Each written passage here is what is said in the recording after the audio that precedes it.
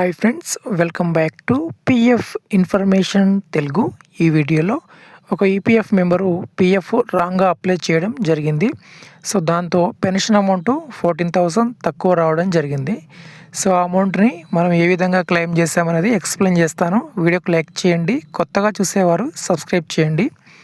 చాలామంది EPF members ఎవరైతే multiple కంపెనీస్లో డ్యూటీ చేసిన వారు, అంటే ఒక కంపెనీ కాకుండా 2-3 కంపెనీస్లో 4-5 కంపెనీస్లో డ్యూటీ చేసిన వారు పిఎఫ్ని రాంగ్గా అప్లై చేయడంతో పిఎఫ్ తక్కువ రావడము, లేదంటే క్లెయిమ్ రిజెక్ట్ అవ్వడం అనేది జరుగుతూ ఉంటుంది. ఒకసారి మనం పిఎఫ్ ఫైనల్ సెటిల్మెంట్ అప్లై చేస్తే రెండవసారి అప్లై చేయడానికి మనకు వెబ్సైట్ అనేది అలౌ చేయదనమాట. యువర్ క్లెయిమ్ ఆల్రెడీ సెటిల్ అని చూపిస్తూ ఉంటుంది. సో ముందుగా ఒక ఈపీఎఫ్ మెంబర్ది పిఎఫ్ అప్లై చేస్తుంటే ఈ విధంగా వస్తూ ఉంటుంది. అది స్క్రీన్ షాట్ మీకు చూపిస్తాను. చాలామందికి కూడా మీరు ఎప్పుడో ఒకసారి ఇది చూసే ఉంటారు.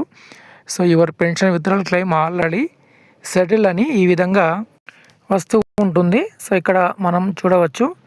సో ఇక్కడ మన కింద ఎర్రర్ అనేది కనిపిస్తూ ఉంటుంది. పెన్షన్ అప్లై చేసినప్పుడు క్లెయిమ్ ఈజ్ ఆల్రెడీ సెటిల్ అని మనకు చూపిస్తుంది. అప్లికేషన్ అనేది ఓపెన్ అవ్వదన్నమాట. సో అందుకోసం కొంచెం జాగ్రత్తగా మల్టిపుల్ కంపెనీస్లో డ్యూటీ చేసిన వారు అప్లై చేయండి. ఒక్కసారి మనం పిఎఫ్ ఆఫీస్ వెళ్తే చాలాసార్లు వెళ్ళాల్సిన పరిస్థితి వస్తుంది. సో ఇక్కడ వీరికి సంబంధించిన పిఎఫ్ పాస్బుక్ ఓపెన్ చేసి చూపిస్తాను. సో క్లెయిమ్ స్టేటస్ నేను ఏ విధంగా సెటిల్ చేయించానో చూపిస్తాను. సో దానికి టైం కూడా చాలా పట్టింది. సో ఆన్లైన్లో మనం చేసినప్పుడు ఒక 15 డేస్, మ్యాక్సిమం ఒక 20 డేస్ లోపు క్లెయిమ్ మనకు సెటిల్ అయిపోతుంది. కానీ ఫిజికల్గా మనం పిఎఫ్ ఆఫీస్ వెళ్ళి అప్లై చేసినప్పుడు అక్కడ కొత్త క్వశ్చన్స్ మనం వింటూ ఉంటాం. అసలు ఆ ఈపీఎఫ్ అమౌంట్ మనదేనా, అసలు మనమే విత్డ్రా చేసుకుంటున్నామా అనే సందేహం కూడా వస్తుంది. సో అక్కడ మనల్ని అడిగే క్వశ్చన్స్ ఆ విధంగా ఉంటాయి. సో ముందుగా వీరికి సంబంధించిన పిఎఫ్ పాస్బుక్ వెబ్సైట్ ఓపెన్ చేసి చూపిస్తాను క్లెయిమ్ యొక్క స్టేటస్ని. ఇక్కడ ఇప్పుడు ఈపీఎఫ్ పాస్బుక్లో యూఏఎన్ నంబరు అలానే పాస్వర్డ్ని మనం ఇక్కడ ఎంటర్ చేసి క్యాప్చా కోడ్ ఎంటర్ చేసి సబ్మిట్ చేసి క్లెయిమ్ యొక్క స్టేటస్ని చూడవచ్చు.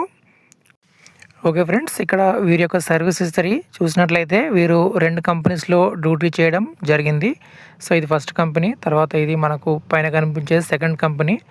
సో ఇక్కడ ఫస్ట్ కంపెనీ నుండి మనకు పిఎఫ్ని అయితే ట్రాన్స్ఫర్ చేసి విత్డ్రా చేసుకుంటాం.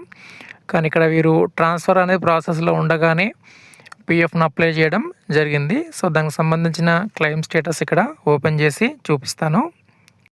ఓకే ఫ్రెండ్స్, వీరి యొక్క క్లెయిమ్ స్టేటస్ చూడవచ్చు. సో ముందుగా వీరు పెన్షన్ ఎప్పుడు అప్లై చేశారనేది ఇక్కడ మనకు కనిపిస్తుంది. వీరికి ఫస్ట్ పెన్షన్ క్లెయిమ్ సెటిల్ అయింది. సో 20,766 రూపీస్ అయితే సెటిల్ అయింది మే 12, 2025. సో మేలో ఆల్రెడీ పెన్షన్ తీసుకున్నారు. దాని తర్వాత ప్రీవియస్ కంపెనీ యొక్క అమౌంట్ అనేది ట్రాన్స్ఫర్ అయింది. సో ఈ అమౌంట్ అనేది ట్రాన్స్ఫర్ అయింది, 14,000 సమ్ చేంజ్ అనేది ట్రాన్స్ఫర్ అయింది. కానీ ఆన్లైన్లో అప్లై చేస్తున్నప్పుడు మనకు క్లెయిమ్ ఆల్రెడీ సెటిల్ అని చూపిస్తూ ఉంటుందన్నమాట. సో ఇక్కడ మీరు చూసినట్లయితే ఎప్పుడు సెటిల్ అయింది అంటే నిన్ననే మనకు 8 సెప్టెంబర్ 2025, అంటే సుమారుగా ఒక 6 మంత్స్ గ్యాప్ అయితే వచ్చింది. 6 మంత్స్ తర్వాత క్లెయిమ్ అనేది సెటిల్ అవ్వడం జరిగింది. ఎందుకు ఇంత టైం పట్టింది అంటే ఆల్రెడీ వీరు చాలాసార్లు ట్రై చేశారు కానీ కాలేదు. సో ఈ క్లెయిమ్ నాకు ఇచ్చి కూడా సుమారుగా ఒక 35 డేస్ అవుతుంది. సో అమౌంట్ అనేది సెటిల్ అవ్వడం జరిగింది. సో ఇక్కడ మీరు చూసినట్లయితే క్లెయిమ్ యొక్క ఐడిని చూడండి. నేను సేమ్ కంపెనీ ఐడి నుండి పెన్షన్ని 2 సార్లు విత్డ్రా చేయడం జరిగింది. సో గత వీడియోలో కూడా మీకు ఎక్స్ప్లెయిన్ చేస్తాను ఫిజికల్ క్లెయిమ్ ఏ విధంగా అప్లై చేస్తాము ఆన్లైన్లో అప్లై కానట్లయితే. సో ఇక్కడ ఐడి కానీ ఇక్కడ ఐడి కానీ ఇవన్నీ కూడా మనకు సేమ్. కానీ ఆన్లైన్లో మనకి ఎలా ఉంటుంది, ఒకసారి పెన్షన్ క్లెయిమ్ సెటిల్ అయిందంటే రెండోసారి మనకు యాక్సెస్ ఉండదు అన్నమాట. అసలు అప్లికేషన్ ఓపెన్ కూడా అవ్వదు.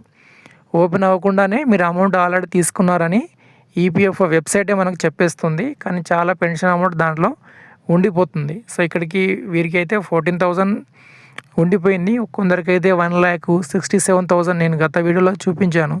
ఒకరిది 67,000 పెన్షన్ అనేది ఆగిపోయింది, కేవలం 2,000 మాత్రమే సెటిల్ అయింది. కాబట్టి కొంచెం జాగ్రత్తగా మల్టిపుల్ కంపెనీస్లో డ్యూటీ చేసిన వారు చూసి అప్లై చేయండి. లేదా మీలో ఎవరికైనా పిఎఫ్ విత్డ్రాల్ కానీ పెన్షన్ విత్డ్రాల్ కానీ కావాలంటే నాకు వాట్సాప్ నంబరు వీడియో కింద ఉంటుంది, వాట్సాప్లో మీరు కాంటాక్ట్ అవ్వచ్చు. లేదా మీకు నియర్ బై పిఎఫ్ ఆఫీస్ ఉంటే పిఎఫ్ ఆఫీస్ వెళ్ళి అయినా అప్లై చేయొచ్చు. సో అలా వెళ్తే మీకు కూడా పిఎఫ్ ఆఫీస్ ఎలా ఉంటుంది, అక్కడ ఏ విధంగా రిసీవ్ చేసుకుంటారు, ఎటువంటి క్వశ్చన్స్ అడుగుతారు అది మీకు కూడా కొంచెం అనుభవం వస్తుంది. సో ఇదండి అప్డేటు. వీడియోకి లైక్ చేయండి, కొత్తగా చూసేవారు సబ్స్క్రైబ్ చేయండి. ధన్యవాదాలు.